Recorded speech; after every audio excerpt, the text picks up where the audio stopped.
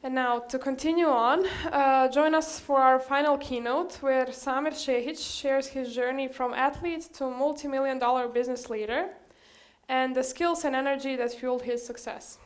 Samir Šehić, a former professional basketball MVP and standout at Vanderbilt and Tulane, transitioned from sports to medical technology after a life-changing family event at 24. Since then, he's shattered sales records, earned Rookie of the Year, and applied his leadership and resilience to achieve extraordinary success. Please join me in welcoming Samir Šehić for this inspiring keynote.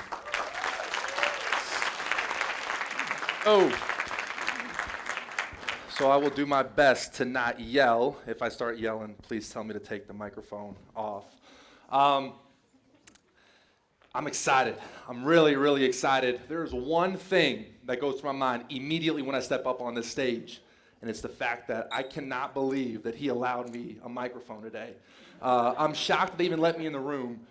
The amount of knowledge that has been spoken over the last 24 hours, and just the unbelievable journeys that people have gone on, my story is nothing like that. So I'm probably I hate to say it, probably the dumbest person talking today, but I'm so excited, so grateful for the opportunity to get a chance to share a little bit of my journey, my story, and hopefully what I'll be able to leave behind as my legacy.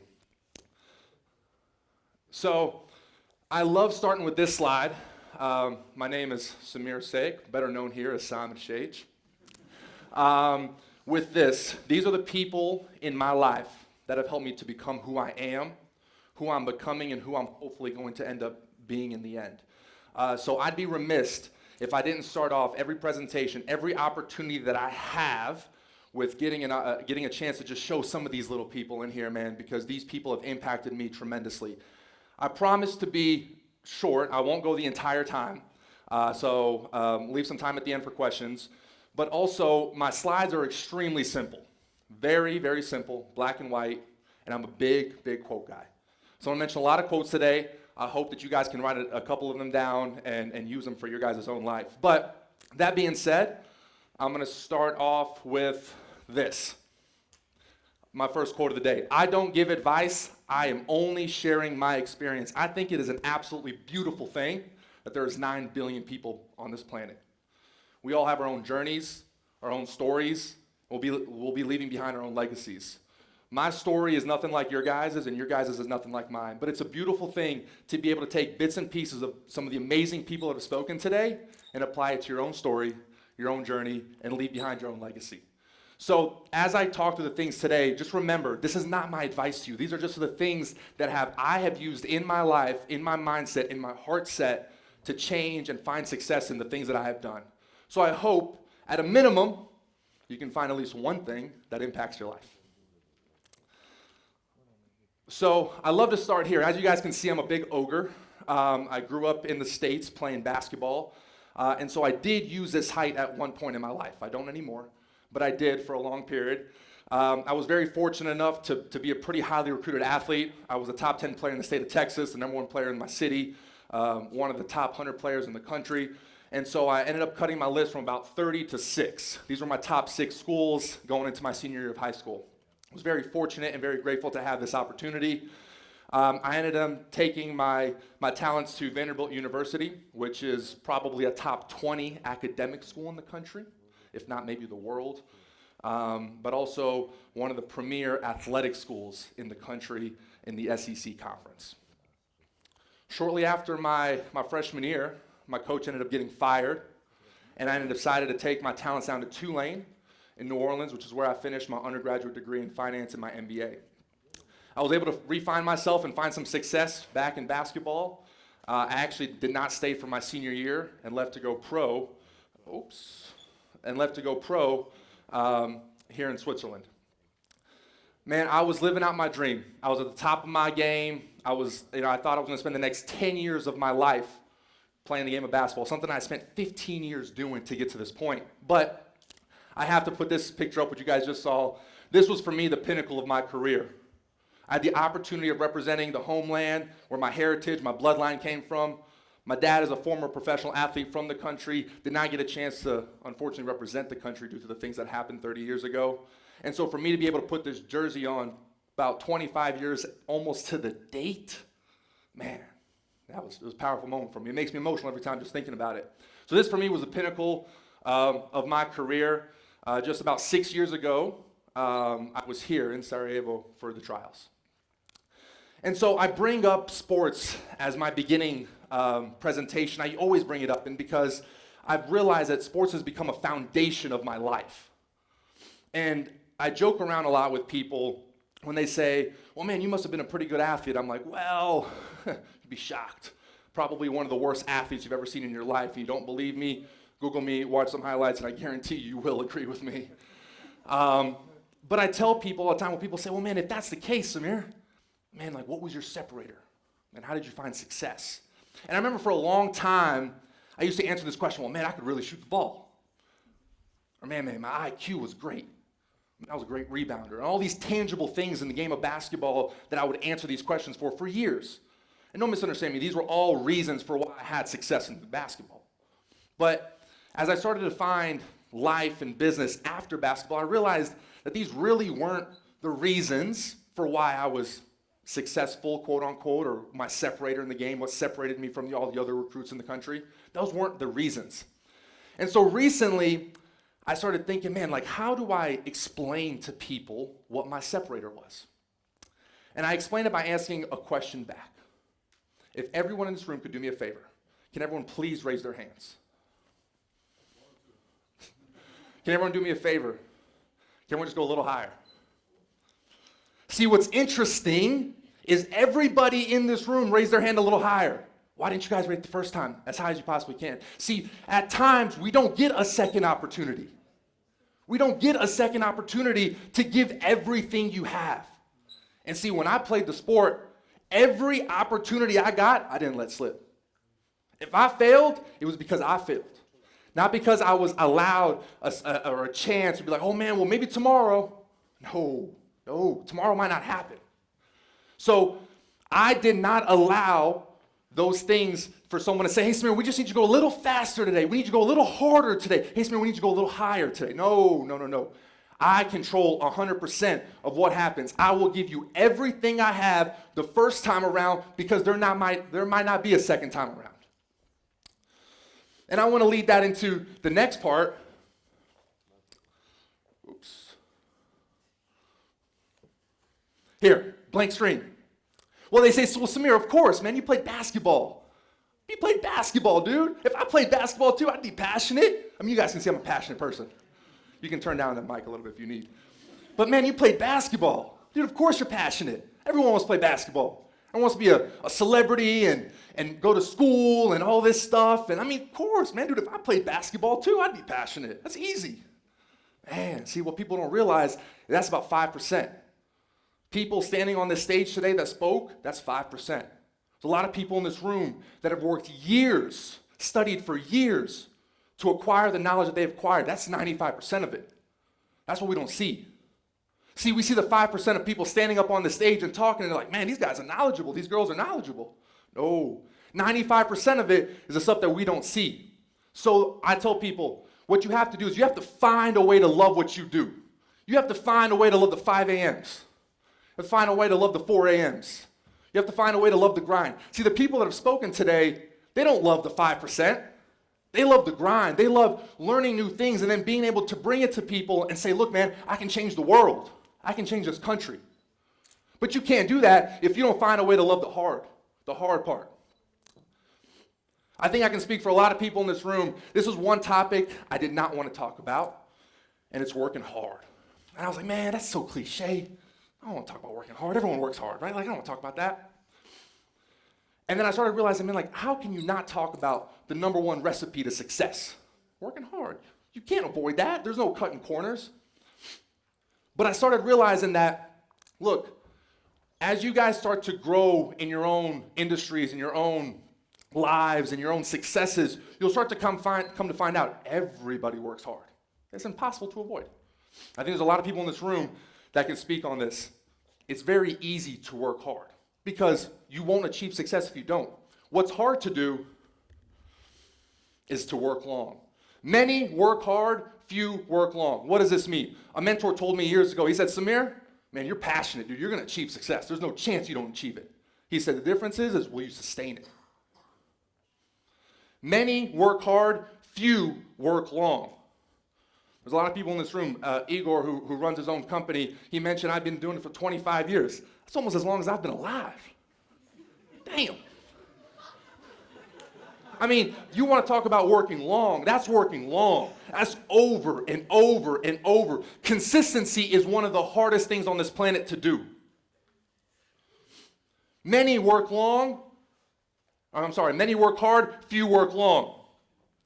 So, are you going to get up at 5 a.m. when you feel like it? For me, it was sports for a long time. Do I feel like getting up today? Or do I get up when I don't feel like it over and over and over, going right back? Do you fall in love with the 95%? I'm going to switch gears here a little bit and try to stop yelling at you guys. This right here is a picture of me and my younger sister. She's a lot better looking than I am, as you guys can see, but we are related. She's still young. About 5 years ago, she was diagnosed with stage 4 brain cancer. She's a warrior, man. She's a stud. Man, she's just absolutely crushing life still. And she was diagnosed with brain cancer about 5 years ago. And at the time that she was diagnosed, I was halfway across the world, living out my dream. Left school early, signed my first professional contract, just finished playing for the national team. I mean, I was there. I mean, everything I'd worked for 15 years, I was living. And then I was put with a decision. Do I come home and support my family and my sister, the people that mean the most to me? Or do I continue staying overseas and play out the rest of my contract and continue my career? Obviously, seems like a very easy decision. I think one that just about every person in this room would have made. But it was still very emotional. You work for something for so long. I mean, there's definitely some thoughts that go into that. But I had made the decision to go home. And I had made this decision to go home, and 72 hours after I had landed, I told myself, Samir, you're making the decision off of one thing. Is it the right thing to do? I'm like, oh, easily. It's easily the right thing to do. 72 hours after I had landed in the States, the team in the league shut down, and not a single game was played the rest of the year. Man, I was like, sat there and thought to myself, I'm like, man, God really loves me. And I told myself, moving forward, one of the things that I was going to do in every situation and every opportunity that I was given, I was going to make the right decision. I was going to make the right decision, whether it was 1 out of 1 time, 2 out of 2 times, 10 out of 10 times. If I could wake up in the morning and say, Samir, you made the right decision today, then you know what? I was going to allow that to say, hey, I'm living my life the right way.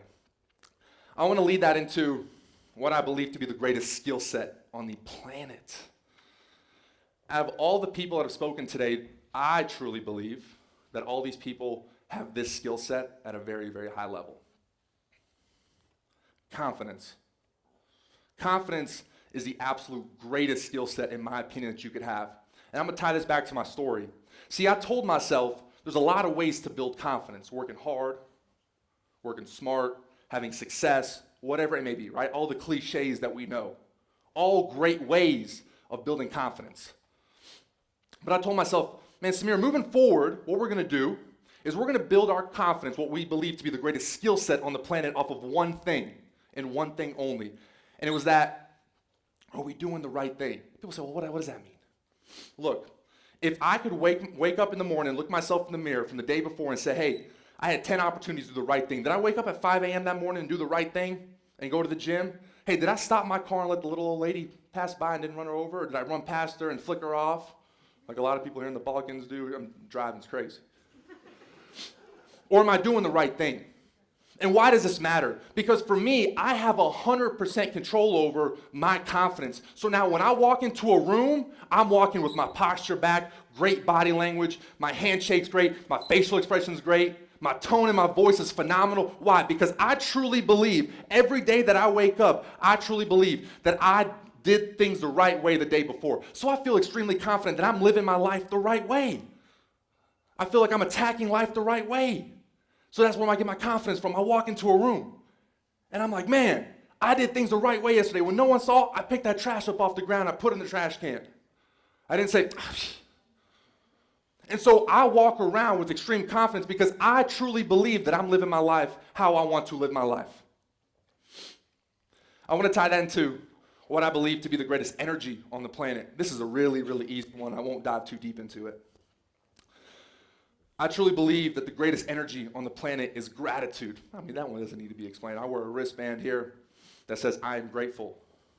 It's just a reminder to myself that, man, there are people that pray to be doing the things that you're doing. Better yet, you prayed for this opportunity not too long ago. Man, remind yourself of that. Be grateful. But I want to tie that into the two things here.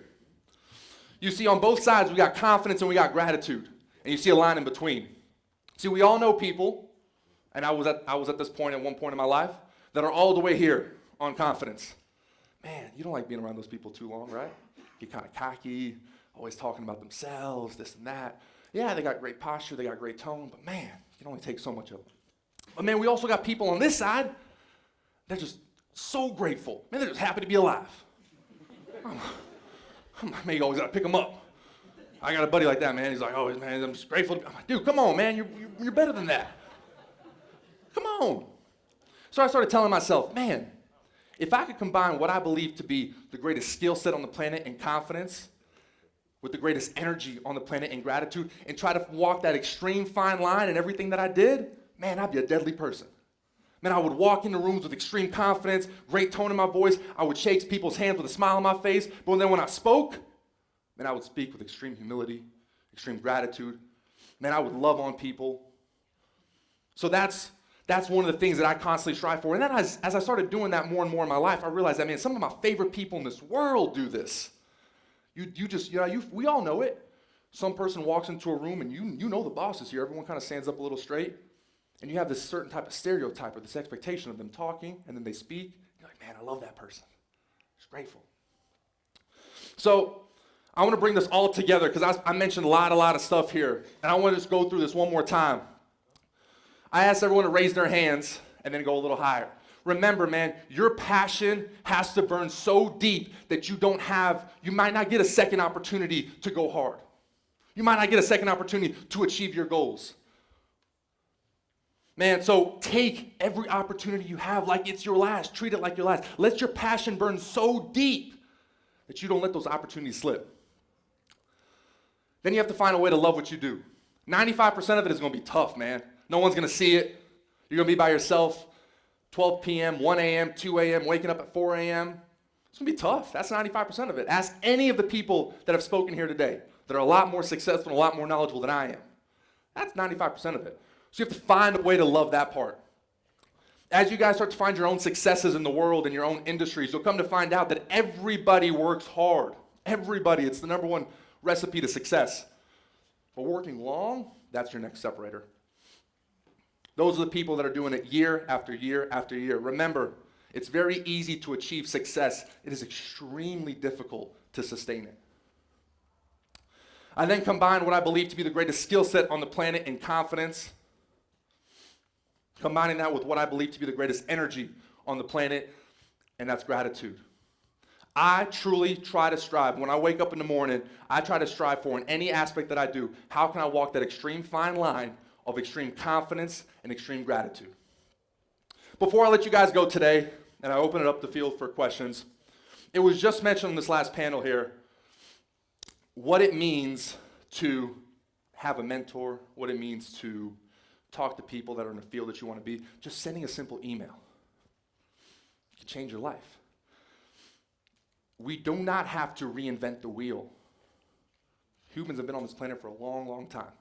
A lot of the things that we are trying to do are already out there. Now, we can't replicate everything like I talked about earlier. We all have our own journeys, our own stories, and we'll be leaving behind our own legacies. But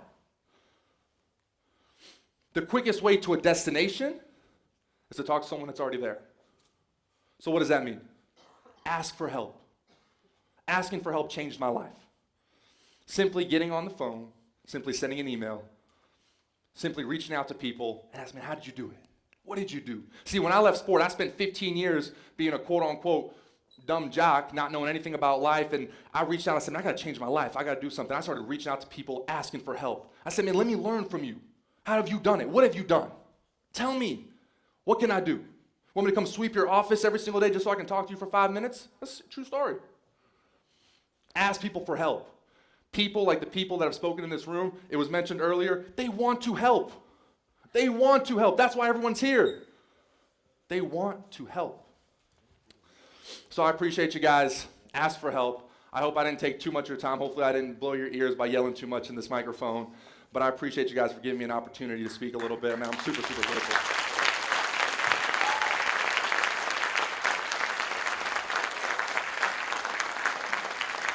Any questions? What a great way to end this year's Futures Leaders Summit. You already asked if there are any questions, so please go ahead. I bet they are. A lot. They're thinking about it. Give them a minute.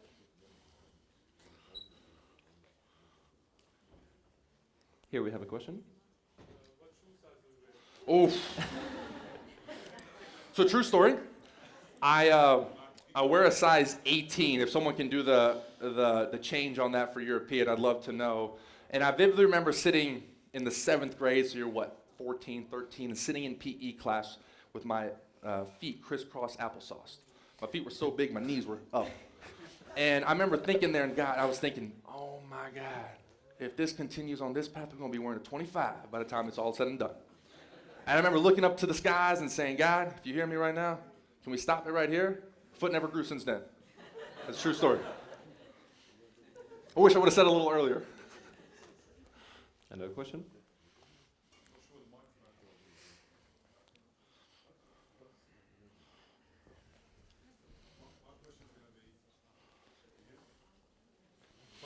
Try now.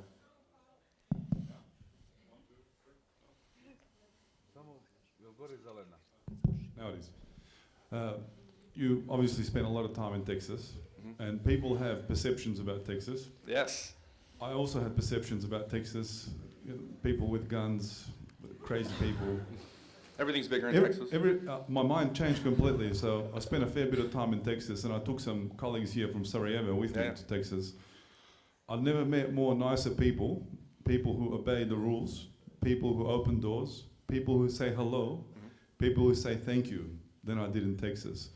Can you tell me a little bit about your upbringing in Texas, where you had this crossing between the Bosnian culture that your parents instilled in you, and I've met your parents, they're amazing people, and also the environment that you grew up in Texas, and also other parts of the US that you spent time in?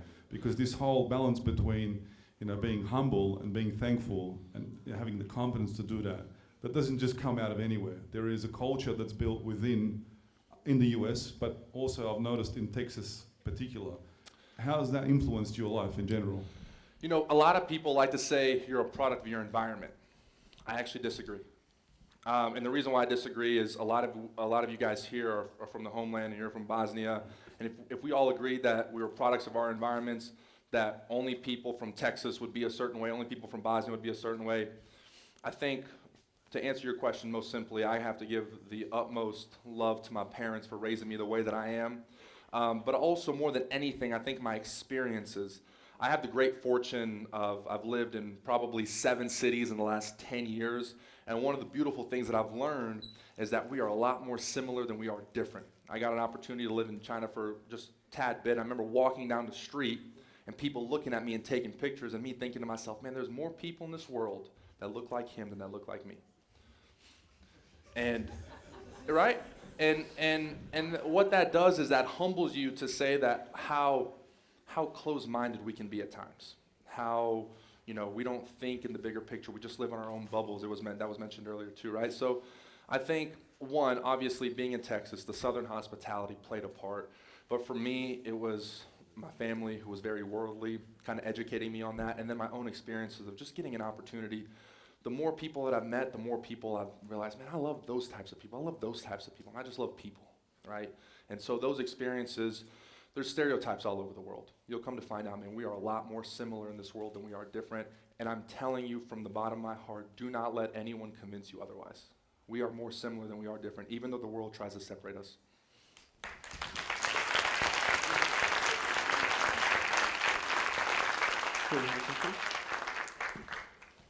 Hi. Oh, sorry, that was too loud. Over here. Thank you for your very engaging speech. So what I was wondering about is, because I didn't really pick it up, is about your current projects and career prospects. So maybe if you could tell us more about that, would be nice. Absolutely.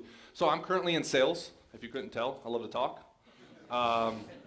Question is, do people love to listen? Still trying to figure that out. But I'm in sales. I currently work for a medical device company where we sell medical technology to hospitals. You know, the way I kind of go about my life is I'm actually changing my career here in about 2 weeks to a whole different part of the business. Same company, same thing, but just a different part of the business.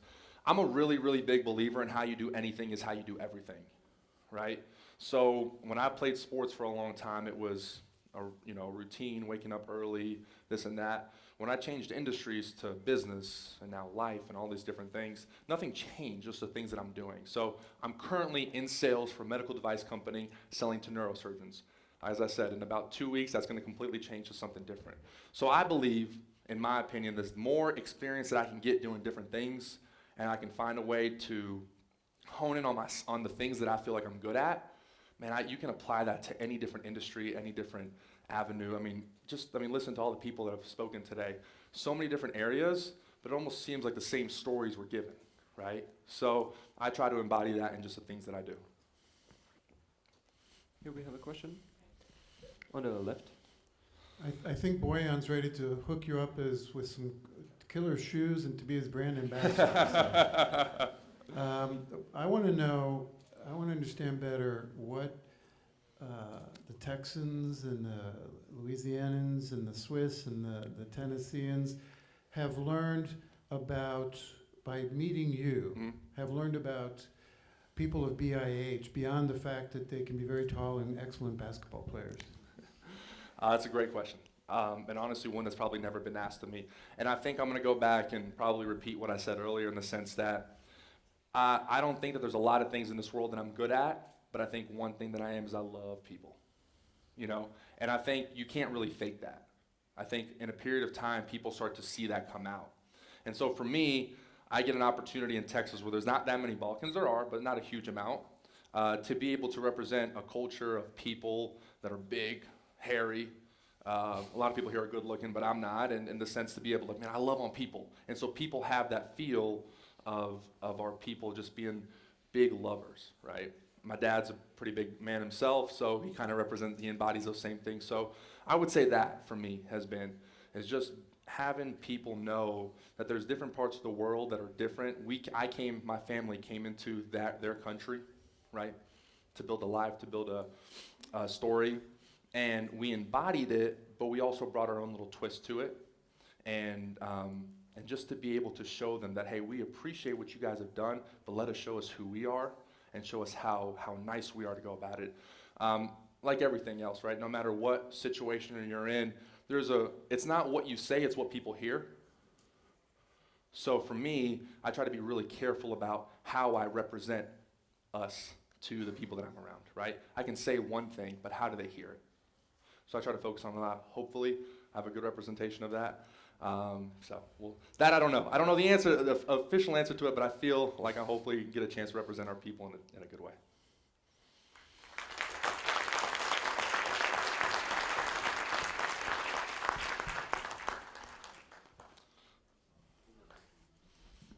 Can we get the other mic? Well, thank you for this really inspiring talk. Great energy. I really enjoyed the part where you're talking about working along. I was the keynote this morning, and I think that one of the parts that I talked about was discipline, hard work, resilience, grit, and the importance of instilling that into the generation that is in front of us. Yep. I mean, in front of you now, and you're part of that generation as well. So I would love to hear your advice. I mean, when I talk about it, it's I might be out of touch. And I think that your generation needs to hear maybe from you of how do you talk about work long in the digital age? Yeah. Great question. If you haven't noticed by now, I almost answer every question with a quote back. I'm like obsessed with quotes. Like, it simplifies life for me in my head. My answer back to that is that it's interesting because the way I communicate that is if you do something for yourself, it can only get so far. When you do something bigger than yourself, your fire burns a lot harder, in my opinion.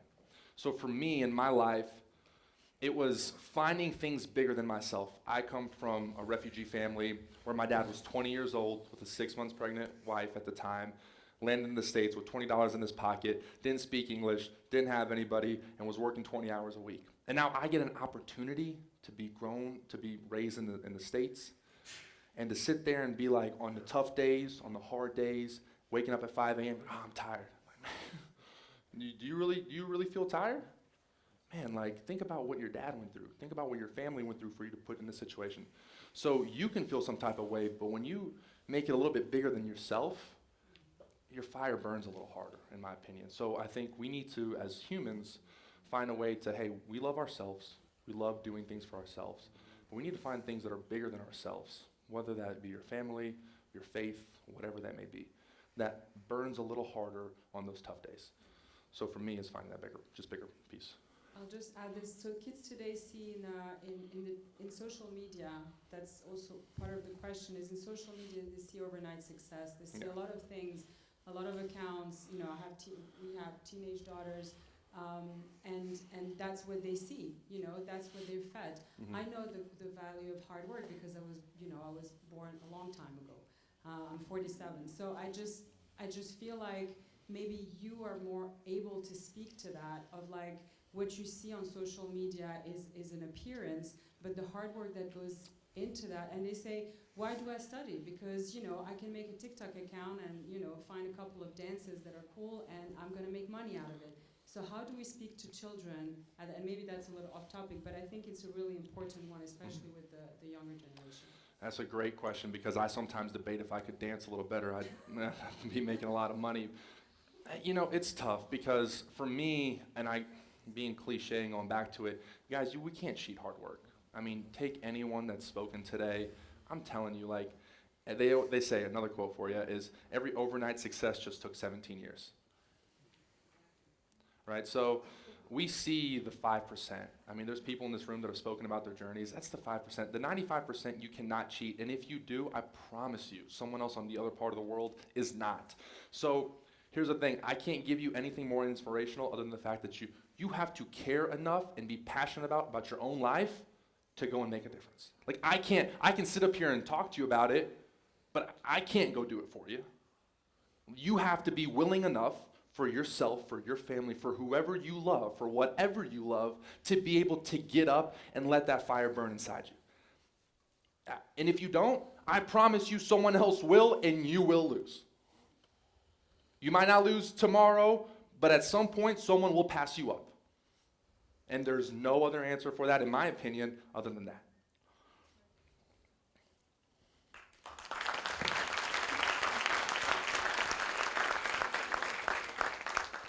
Back here. More questions? Yes. Just one more. Yeah, Here's another it's one. more. In the back. To your right. Alrighty. Thanks. First off, thanks for waking and shaking everyone up because it's been a long day and I think we're all tired and we really appreciate it. But second thing, even if your height and your stature and well, obviously your shoe size didn't give you away, I could have picked you out as a former athlete out of the bunch. Yeah. And I'm biased in that case. I've seen many former athletes go and transition into other venues and other adventures and be super successful. Yeah. Would you say, would you have been the same person if it wasn't for your athletic and competitive background, or did it really make such a huge difference in your life? Oh, it absolutely made a big difference. And I'll say this, the quicker that you understand the world's not fair, the better off you are. Right? I was fortunate enough and blessed to be this size. and to be, a big guy, be able to play sports. But look, man, that was my gift. Everybody has their gift, and you have to find out what your gift is.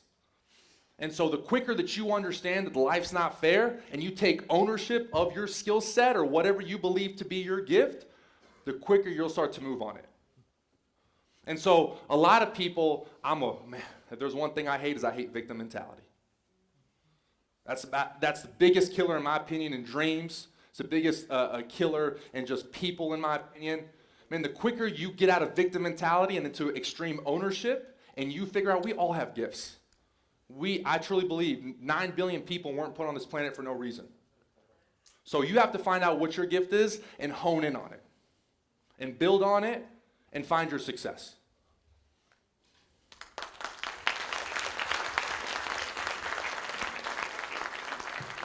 One more?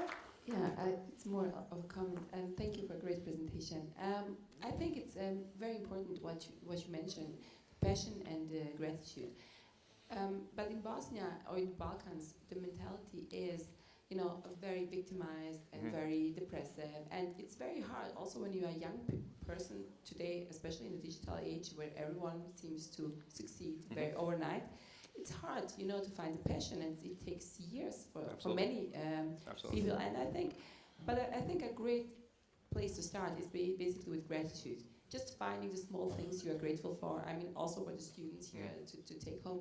And with time, you will find out, you will figure it out, because it might take 10 years, but it's a long journey, and if you show gratitude, the life will be much easier, and you will enjoy the ride more. Absolutely. And now I just want to touch up on that, because I just mentioned it to him. For me, I looked at my life in regards to my dad and where he started, and I thought to myself, man, it'd be a shame if I didn't maximize that even more. But there was a lot of things, even growing up in the States, where my dad, would, I don't want to say challenge me on, but would be like, well, man, I don't know, this and that, right? And I would have to come back and feel enough confidence in myself and my abilities to say, hey, look, I need you to trust me. I think I got this, right? So you have to figure out, for me, confidence is what I talked about, doing the right things. So I feel like, hey, man, if I do the things the right way over and over, I'll find a way to find success. So, of course, every situation is different. At the end of the day, no matter where you start, 100 feet below the ground or 100 feet above the ground, you have to take ownership of your life. That's the only way it'll change. We cannot wait for someone to drag us along. You guys are sitting in this room for that reason, because you guys are not waiting for someone to drag you along. You wouldn't be here on a Friday night and a Saturday night sitting in here if you're waiting for someone. So continue to build on that.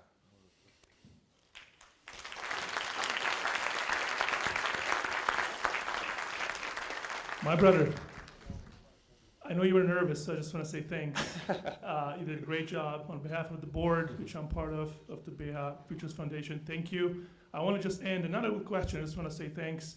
I'll leave a small comment, because reiterating why it's so important to connect the dots, to reach out to each other, and the power of reaching out. I was one of the lucky people he reached out to talk to when he was going through this transition and didn't know what to do. And I remember talking to him about it, like, why am I, because I followed him as a basketball player. I also played basketball, loved basketball, moved to the US, and I was looking for Bosnians playing basketball, and obviously wasn't hard to find for him. And I remember talking, why is he reaching out to me? I know everything about him. I'm a huge fan. And then he was, but the roles were reversed, because he wanted to learn from me, because I made a career at that point in tech.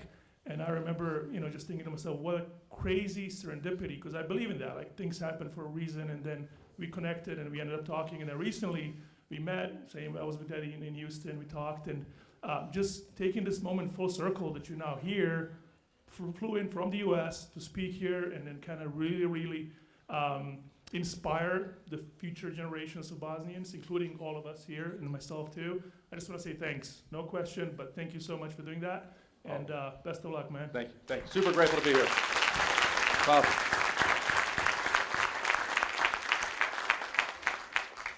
If no more questions, thank you very much, Samir.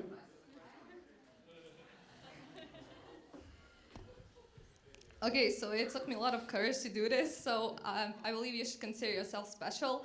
I didn't give any comments yesterday or today, but I believe I should say something now. So it's not a question, so it's rather an insight or a comment, if you will. So I just wanted to thank you so much because you are an excellent speaker, so fair to say.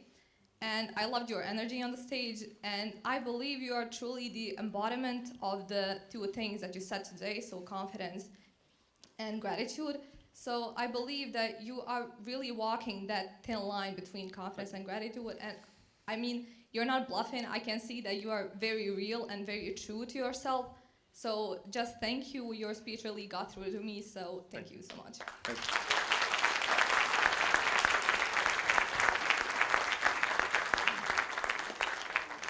I also share the fact that amazing words were said from this stage and came from amazing speakers.